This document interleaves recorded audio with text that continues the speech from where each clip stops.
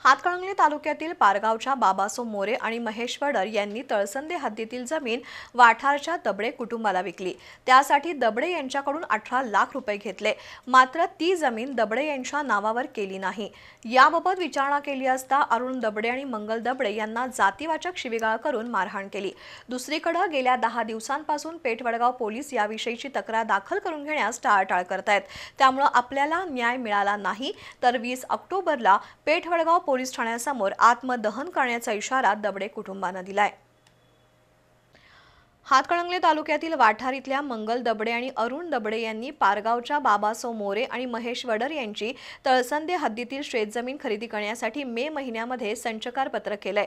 त्यापोटी बाबासो मोरे यांना चेकनं 18 लाख रुपये दिले, तसंच महेश वडर यांना वेळोवेळी 7 लाख रुपये दिलेले आहेत। मात्र गेल्या 1.5 वर्षांपासून मोरे आणि वडर हे दबडे यांना जमिनीची खरेदी पत्र करून देण्यास टाळाटाळ करतायत। खरेदी दस्त करून द्या अशी विनंती करायला गेलेल्या मंगल दबडे आणि अरुण दबडे यांना जातीवाचक शिवीगाळ करून या दोघांनी मारहाणही केली। याबाबतची तक्रार 1 ऑक्टोबरला पेठवडगाव पोलीस ठाण्याचे प्रभारी पोलीस अधिकारी प्रमोद शिंदे यांच्याकडे दिली, पण कारवाईबाबत शिंदे यांनी त्यांना उडवाउडवीची उत्तरं दिल्यानं या कुटुंबानं दलित महासंघाकडे धाव घेतली।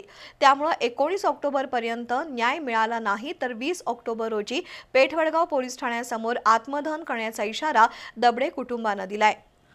आम्ही पारगावला जमीन घेतली आणि ती आम्हाला तिने नावाव करून दिली नाही। आम्ही शेड मारलं, तिथं आम्हाला येऊन मारहाण केली, आमचे कपडे फाडली, आमच्या मालकासनी मारलं। मग पोरग येऊन त्याने आम्हाला घेऊन आलं इथं आमची काय दखल घेतली नाही तिने।